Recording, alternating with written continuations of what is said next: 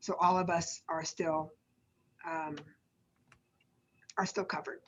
The other liability, JPA in our county is saying no, they will not be covered. So check with that. The other thing was the union.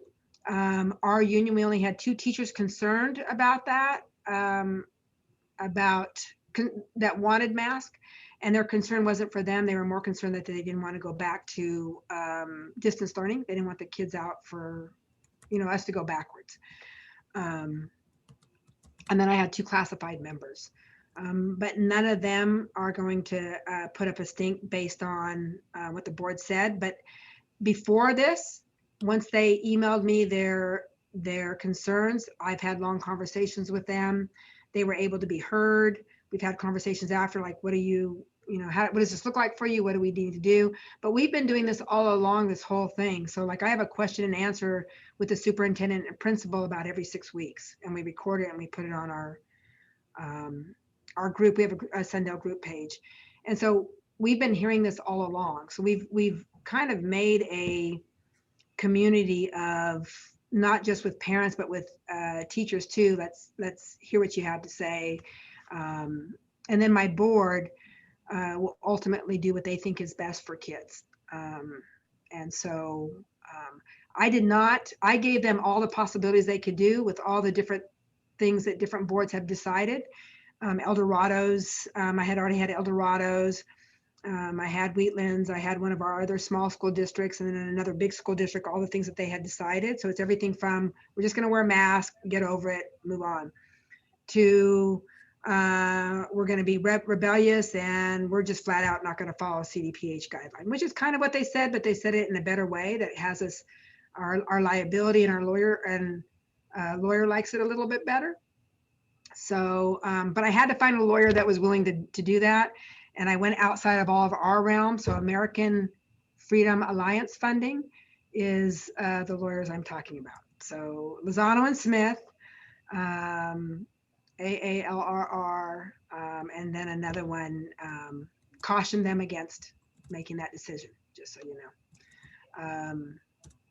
And so that's kind of where we're at. The board, after they made the decision, they did tell the community that that's their decision as of today.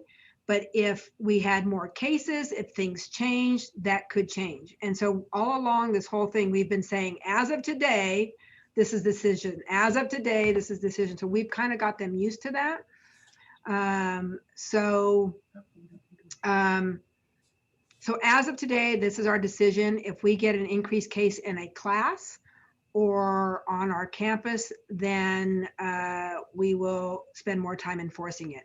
It doesn't say that we can't enforce it. The beauty of what Roseville came up with, and then Wheatland did the same thing. It doesn't say that we can't enforce it. It just says we're not going to have our teachers spend their time focusing on that. So at any time we can decide to enforce that, which is kind of nice. So, and that applies, according to my board, both to staff and students. That's why they asked me to ask Cal OSHA, because Cal OSHA has nothing to do with students. It has to do with teachers. So that's kind of where we are at. Okay, there's some questions. Let me see. Yeah, let's do some questions. Peter, did you pass a resolution? Peter, I lose Peter? There he is. We're going to. We haven't yet. It'll be on our next agenda. We're doing a resolution as well as a letter. I think the letter came from Eric Bonnickson and Placerville. He did a similar one. So that letter is in regards to masks, or no, maybe Eric's was local control. Might be Nicole's on masks. But then we got a resolution that we'll be pushing forward. It sounds similar to Terry's. Ours is more on, seeking local control and end of the mask mandates. Yeah. Our take on it is, we do plan to have them wear it indoors. We're not going to kick them out of school if they don't, but we'll just hand them one and say, put it on when you're inside, and then take it off when you're outside and go that route with it. Due to, like Terry talked about, the liability issues, it's different scenarios for all of us, I guess. But I did get my board convinced that, let's just have them throw the mask on inside. However, we're going to continue the fight, and that's why we're putting those things on our agendas, of the letters and the the resolutions, because then when the angry parents come at you, they can see where you stand as a district. And, I just tell them to write a letter and we'll include it with our letters. So I'm not fighting the parents over it, but I'm going to make the state the third point and, their mandates. The third point. That's just my thought. Yeah, there was a big school district down the Okay, road. great. A big school district down the road, which is the biggest district by Say Unified, and they did something similar as Peter and the parents. They had people picketing. I mean, they had about 150 parents. They felt like it was a success. They felt like the parents were heard because they're going to advocate, but they're going to have masks go indoors as well. Okay. Let's Passing see. the resolutions and the letters at board meetings made the board feel as if, because my board would say go without them, similar to probably a lot of yours, but by putting those on the agenda, it will allow them to show it to the public, and I can bring it to our local public meetings. Here's where we stand. And going into the recall election, I frankly, I will say my political beliefs. I want him recalled, and I'm going to tell the community what he's forcing your kids to do. So we'll leave it at that. Okay, I will try to get it down. Does anybody have a question? You can just unmute. I mean, we're SSDA, so yeah, go ahead, Rusty. Hey, Terry, I sent you a text I saw or that. chat, but I'll ask it for the whole group. First and foremost, thank you. We've had a meeting and our board, the whole enforcement piece, and I saw Amy send a chat in about that as well, and a couple others, but the enforcement piece is still vague. And how do you enforce it by not sending a child home or when there's not distance learning anymore and you can't force independent studies? I was trying to do both Zooms at one time. The independent studies is going on right now. Yeah. And so I couldn't do that. But anyway, the question I had for Terry and maybe for the rest of the group is, our insurer came out and said intentional regard may be an exclusion for a liability policy, meaning that if you have employees that intentionally disregard the mandate, then that may trigger an exclusion within your liability policy. And that's the biggest concern that I have, because there are both sides of the fence here. We do have people that are still concerned. There's an option for them, but they may want to come back on campus. And if we say, you know what, we're not going to prohibit you from wearing a mask, they still have a concern because they put that statement in, the best protection is mask on, mask on. But we're right in line with you, Terry. But my board's wavering now that more of these public health's coming out and say, we highly encourage you to, and to enforce masking. And I still continue to ask, what does that enforcement look like? Yeah, and if our liability, JPA would have said that we would have been, my board was not concerned about themselves. They were concerned about the teachers. So if the teachers were not going to be covered or the administration, they would not have probably made that decision.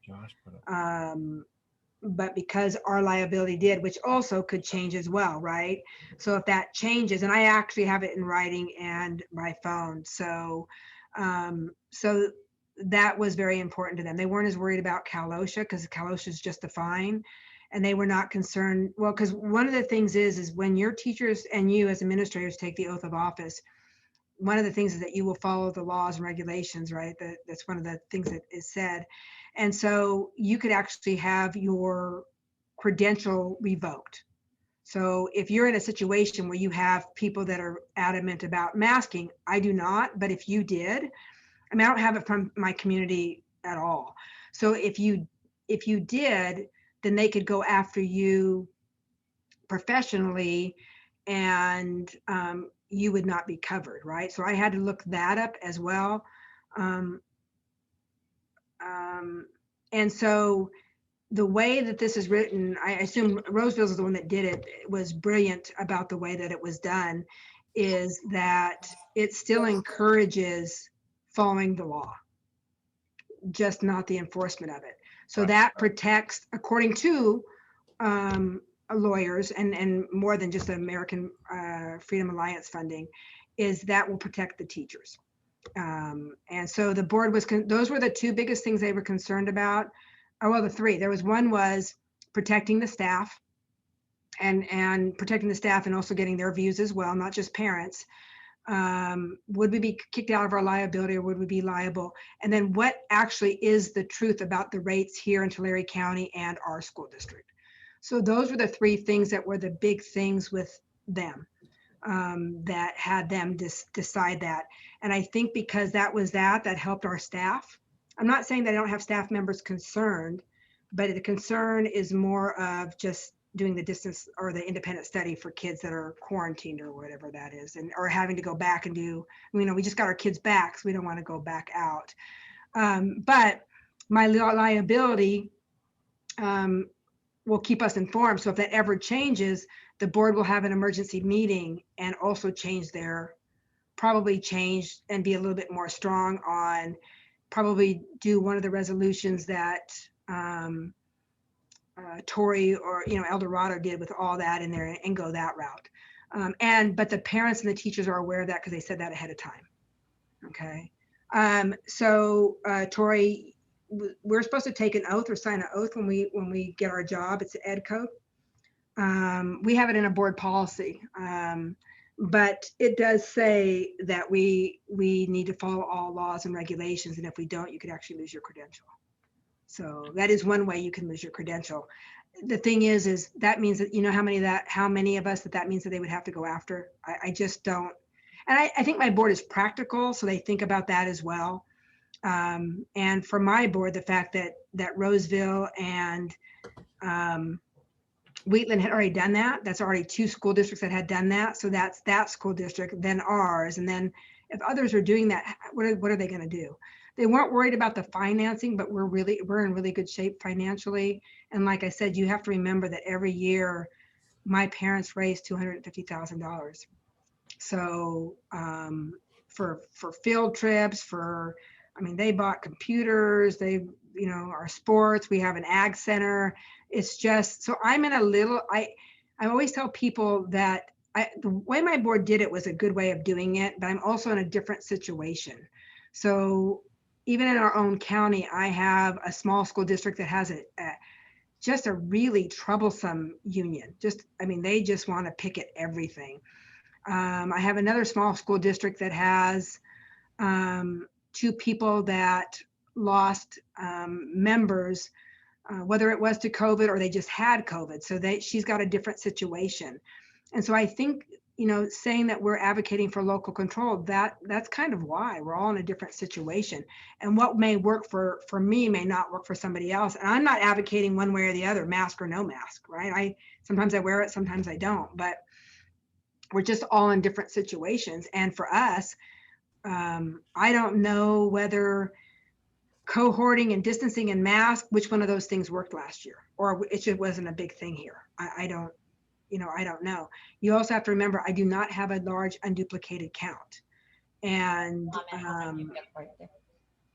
so it works for us. But I think that's the importance of advocating for local control and why SSDA always does a local control, because we're all different. Besides not just big schools and small schools, but even within small schools, we're different, right? On how we do that. Did I miss any other questions? Comment. Brought up the question. Go ahead, Amy. You guys I you're wrote supposed the- to raise your hand like a good Catholic kid. I know you went to Westmont, not. I raised my hand like 4 times and you never called me, so I'm not raising my hand again. Julie, You rebel, Julie. Well, Amy. I asked her a question to public health yesterday when we met with them.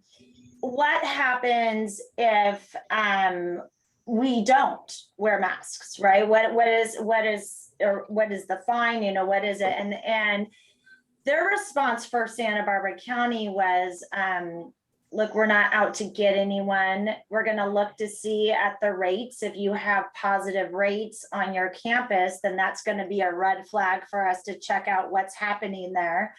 And if we find out that students aren't wearing masks, we're going to try to work with you to come up with a resolution so all students are safe, which I thought was actually really positive, right? And so I felt like it was coming from a place of genuine safety and not wanting to be a stumbling block, but really concerned about the health and safety of kids. So, which brings me to what you heard, like, hey, this could be a lot of fines. I mean, is there going to be inconsistency maybe in counties? Like, is one county going to want to work with their superintendents versus another one is like, I gotcha, now I'm going to fine you. So Yeah, I think our county is the same way. You know, the board of supervisors that controls our Tulare County Health and our sheriffs kind of said, we believe in local control for the resolution.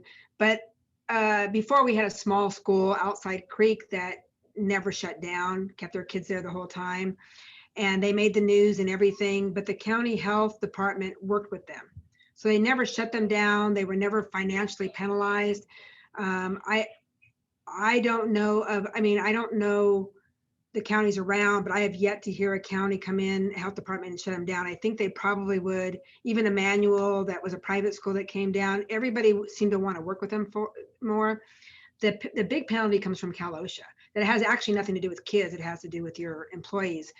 But I don't know how you can let your how you can enforce it with not enforce it with kids and then turn around and enforce it with teachers. I think you would have a few issues on your hands. So that's why we looked at Cal OSHA, because when the board asked that, they were thinking about, if we do this for kids, what are we going to do for staff? So that's why Cal OSHA. If you only do it for kids and not staff, Cal OSHA is not an issue. Okay. But your local county health is, and so that's a good thing to know. Our county health would be the same as you, Amy, which I can live with. But Julie Botch's turn. I don't want to get hurt. Julie. She kicks people with her hard hat. I wouldn't want to make her She's mad got either. the hard hats right behind her. So Because she comes right from my area. We're tough here. Yeah. So I just honestly really, first of all, wanted to commend you for all of the phenomenal work that you did, all of the research you did, all of the background information, and all of the relationship building that has taken place to make that possible. So just hearing the story is pretty phenomenal, and hearing more about your district is really great.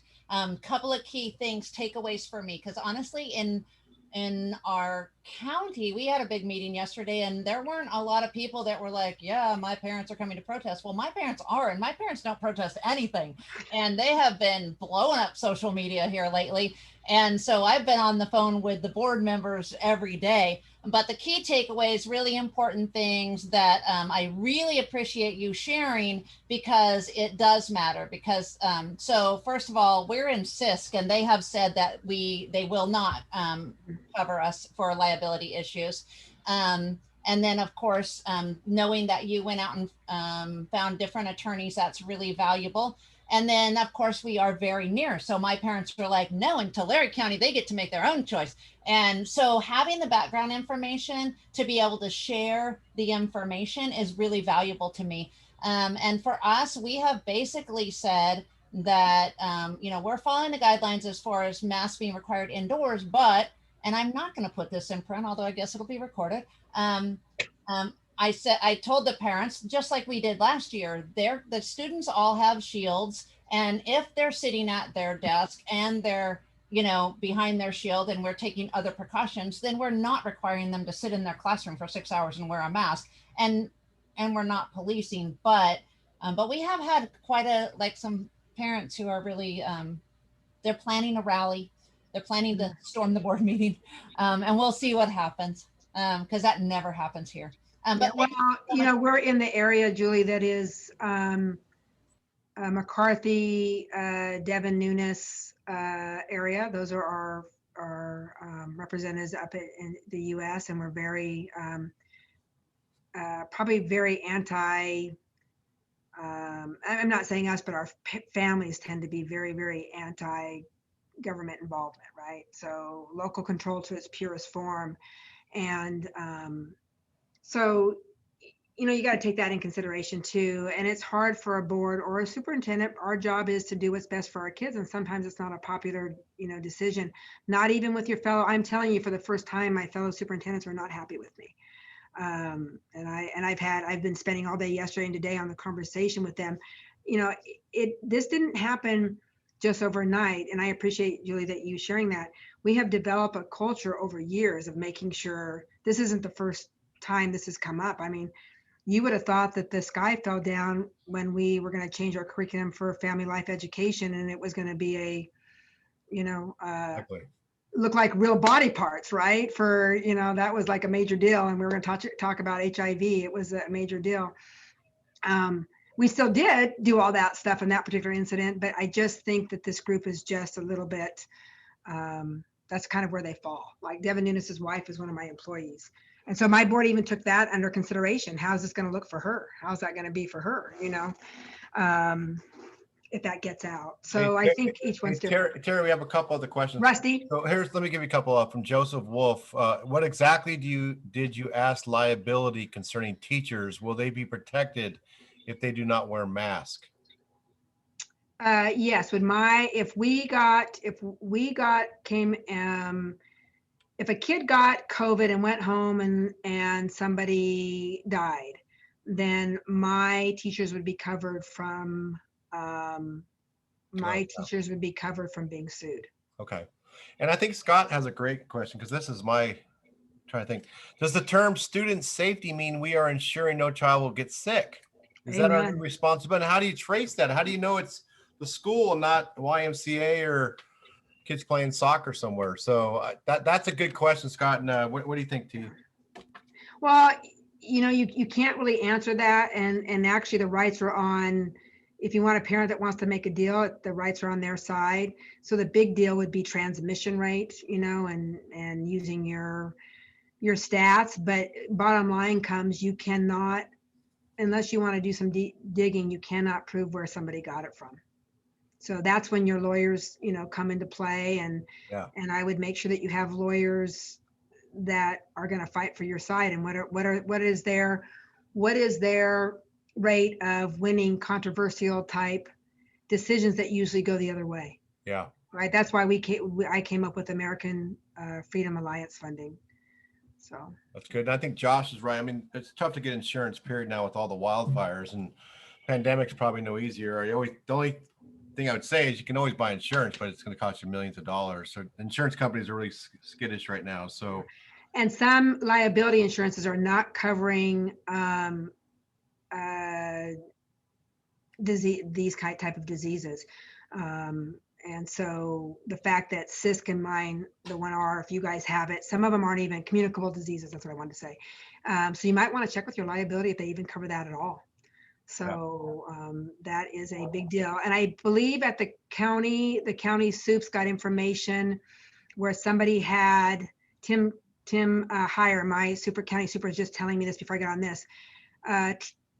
The transmission rate in your county, and then by counties, by school counties. I can't remember. I'm sorry. I'm really tired. I have had no sleep for 2 days, but I cannot think.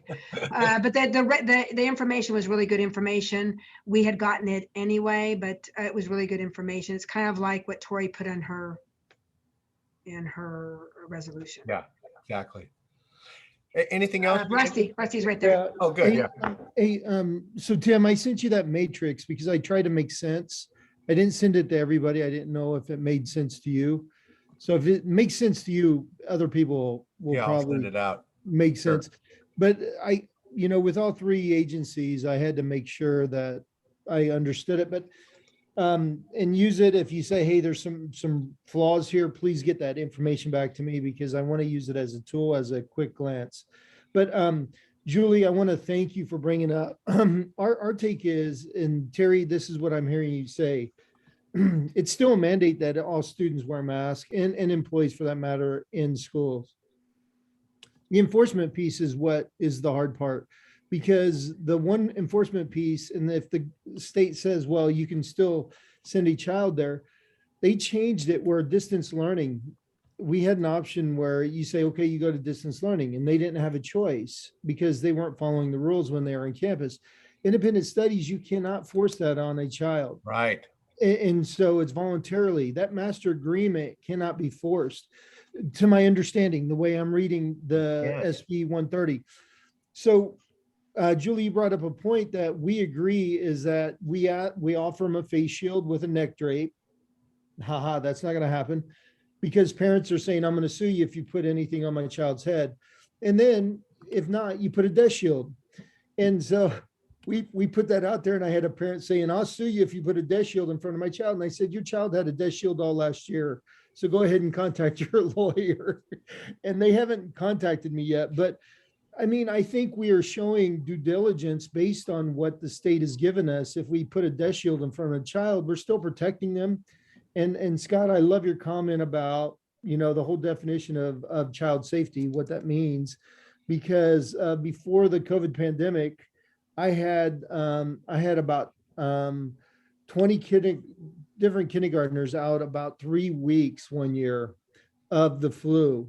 I mean, they missed 3 weeks of school, and it was a big population. We didn't know what was going on, but it was just the flu. And so, you know, 14 days is not much when you consider 20 days. So we need to keep this in perspective. And Terry and Julie and Tim, I appreciate the work that you guys are doing, and Anytime. Hey, encouraging. on that note, Rusty and Terry, maybe you can help. For all you guys, you know, the key is your board president, right? He or she's got the gavel. Terry, the boardrooms are going to get more crowded now. What did you do with your board president to prep for an intense meeting like that? Because I think we Yeah. take that a little lightly. You just don't want to show up and out 10 minutes before and go, here we go. What did you do with your board president? So the first meeting, remember we had 2 meetings. So the first Yeah. meeting before we had, because we have 2 a month. So the first meeting, I talked to him a week before. Between that meeting and then this Tuesday night, because it's the second and the fourth Tuesday of every month, we talked every day. We talked every single day. I gave him information. How do you want to handle this? He's the one. Normally, I don't ask him about the board agenda, but I said, how do you want to handle it? You want me to go? You want to go to closed session? You don't want to go to closed session? What do you want to do? And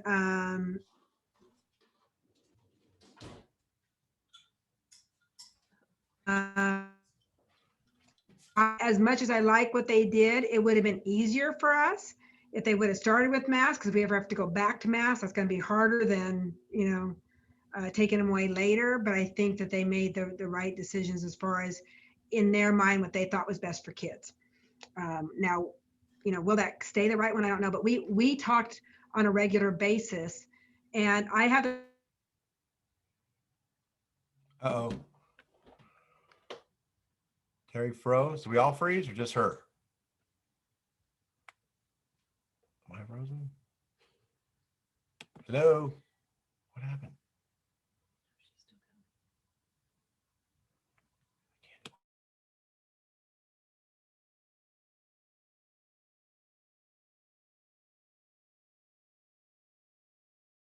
Constituents that elect them, correct? You are their employee. So if they're making decisions or if you can't get along, then you have a choice. You may not like the choice, but you can walk, right? You can walk away and go get something, do something else. So it's really important that you stay value-wise, you try to stay values the same way.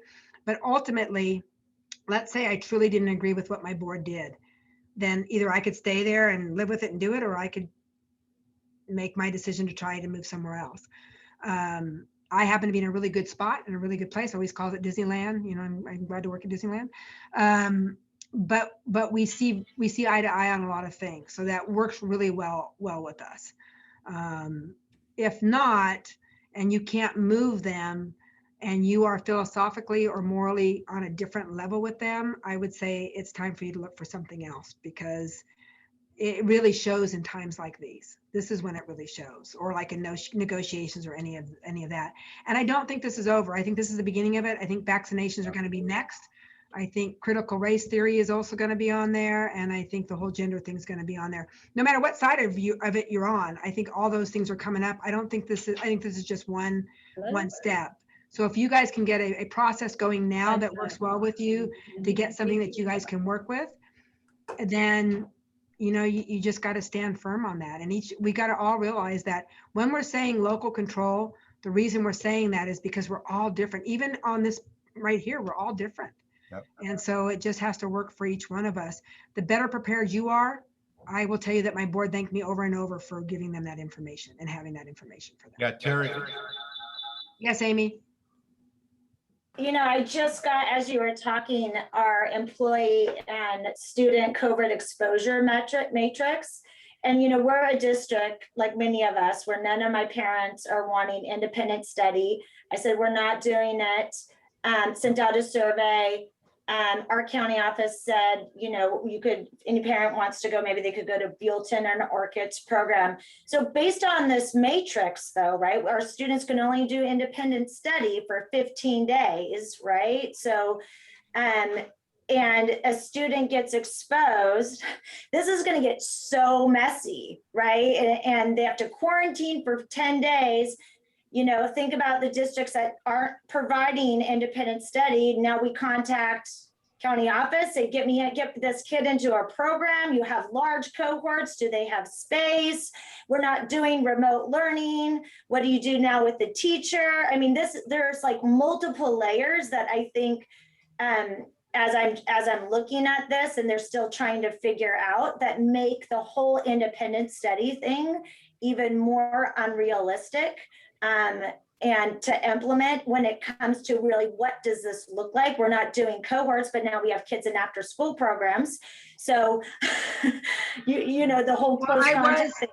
Amy, we're not on the independent study one. I have my principal listening to it, but we did have a lawyer talk to our county superintendents. And the 15 days is a short term. So you can do multiple short term, not in a row, but you could do multiple short term. You could go back to packets. You could have them for the short term one, they don't have to see a teacher. They don't have to do that. You could give them a packet to turn in. It's like our old time where we had 5 days, right? That they could be on vacation or whatever that. Classrooms that we have to shut down for 10 days because of exposure. We can't, we could do the independent study for 10 days. Let's just say you have to shut them down again a month later. So you can do additional 10 days. You could do 20 days then. Because I thought it was only 15 days in a year. That's what our lawyers said, but that is one of the questions that Tim Barrett needs to find the answer to.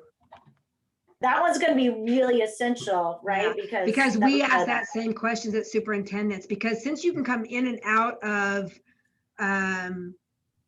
independent study, distance learning independent study, long-term independent study, if a parent requests you have to take them out in 5 days, they can go back and forth. So that was our question. Then how is that any different?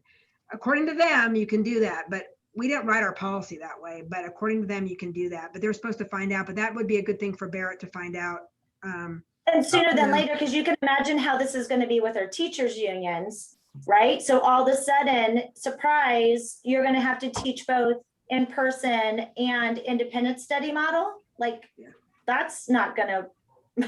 But see, we already have that. They get paid $5 a day for any independent study kid they have. And we already did that. They could do it by packet, or they could have done it online at that time before we ever went to COVID. Yeah. The big deal would be if they can only do 15 days in a whole year, that's going to cause the problem. Yeah. I've been on the phone with Barrett in Ventura and today up in Sonoma about all this, you guys. First of all, the CD meeting will be a waste with the new staff in there, and she's, poor thing's got to try to explain what's going on. Barrett's going to host a meeting, an ISP update meeting for all of us with SSDA and CCIS. So we'll get you guys up to speed. Tonight, I'll send you guys a bunch of documents. Hilo Brazil and a bunch of a couple of my board members and others have stuff for you for your independent study, memos to parents and policies and all that good stuff. So that'll get you guys up to speed. Here's the bottom line. That is the most cluster F bill ever. That is the worst bill. Think about this right now with the fires up in Northern California. You'd have 12 districts right now who would have kids not in school for 10, 15 days. And there's no way you're going to put them on ISP when they're evacuating, right? And so Barrett thinks it's really going to hit the wall, and we'll see if we can make some adjustments, but not the ability for us not to do distance learning without all this ISP thing. And then the ISP thing has gone way overboard. It's going to cause complete havoc statewide for millions of kids. So let's see how it all plays out. The only problem is you guys are starting school and the legislature on their vacation through what, second week in August. So That's going to be one of my suggestions. Contact your auditor. Are they going to play with you a little bit because the policy, they believe that the policy, your independent study policy and your contract's going to be requested next year. So talk to your auditor about, are they going to give you, like my auditor is going to give me about a month leeway to get it kind of that's perfected. good. So I have something approved. It doesn't have all the pieces they think that they are going to want, but they're okay with that. They'll give me time so I don't have to have an emergency board meeting to change it. So check with your auditors on that. They may tell you, you don't know, I don't know who your auditors are. But I checked with my auditor. So I have a policy passed for now, which was CSBA's policy with some changes in it because we're going to make it pretty strict on ours. Then they came back with some suggestions they asked that for us to make, but they're going to give us a month to kind of make those. So that way I know at the end when they do my audit next year, they're the ones that suggested it. So I'm not going to be nailed. And at least I'm going to get my money because I'm worried about the same thing Peter is about the whole ADA and finance and what games are they going to play with that. So. Yeah, Josh, you'll get that tonight, the distance learning policy. And I think the other thing, you guys, is Barrett's highly recommending to go forth with just ask for the waiver from your county to give you double protection with your auditor. So there is no template for the waiver, which is really bizarre. So Barrett and I are going to put one together as a template for you guys to use to go to your county office. Again, your county office has some due diligence, but the bottom line is that you should not be handing. Here's my thing. I just talked to a couple soups down in Southern California. You can't trust if you're gonna offload your kids into a interdistrict agreement and think the parents will come back to your district after this year. Be careful. I mean that to me, once kids and parents get into another district, you may not get them back. So the waiver will help you with that. And oh, good, Jason. I didn't say so. Rich Devarney has a template that he's using. That's good. But you guys got to work your county soup. If they're not going to give you that waiver, then it falls on them. And a lot of counties offices won't come through. I don't think it's gonna be hard for them to fund ISP teachers that are random here and there. So we'll make that happen. Terry, Tim, along that same line. Yeah. You made a good point because we talked about it at our superintendent's meeting that you could work with another district and give up your interdistrict, get their interdistrict. They may not come back to you. So that's a financial hardship on you as well. But then those districts that they become their kids, maybe they want them, maybe they don't, I don't know. Right. So that does become a financial hardship after the fact. But what you can do, and we didn't talk about this at our superintendent's meeting, but I talked to my county soup, is let's say Cheryl, Julie, and I all wanted to have an independent study. I could pay for it third time, Cheryl, Julie, because we may not have tons of them. Like I have 2. And we could split their time and keep our kids and still keep our ADA. So I don't know that I would give up my interdistricts send people away as much as I would share a employee. We hired a part-time employee back because you can only have, what's the percentage? Sherry, I think you're on here. Is it 20%? Of your ratio of your FTE teacher to your ADA. So for my part-time teacher, I can only have 15 independent study kids assigned to her. Yeah, that's no problem. Yeah. So I hired a part-time, but I only have 2, but you could work with other counties. So make sure, I didn't know that as much as I had read that law over and over again. I didn't know that till we had that meeting. And then I talked to Tim, I said, why couldn't we just share a person, not send away our independent study and lose our money, but then just all pay for a portion of it. So that might be a way for you guys to solve it. Yeah, that's what we did as well. We hired 2 IS temporary teachers to help support the IS functions to make it work because of those provisions of the ratio. Yeah. Good stuff. Well, hey, it's almost 4 o'clock, Terry, and I just want to commend you for your courageous leadership. It's easy to look the other way, and I think what you did is really serve your community as well as you can in these crazy times. So well, that was my board, wasn't me, it was my board. So I'll give them the props, I'll tell you. Yeah. So good. Anyways, to all you guys, we'll make sure we get the resolutions out to you, and I'll try to get that template from Tehama County for the waiver for the ISP. And anything else you guys need, just send us an email or text. You guys, my cell phone's probably easier right now than the email. And Terry, thanks so much. I really appreciate you Welcome. getting everybody together, and stay safe up there, Morgan. Yeah.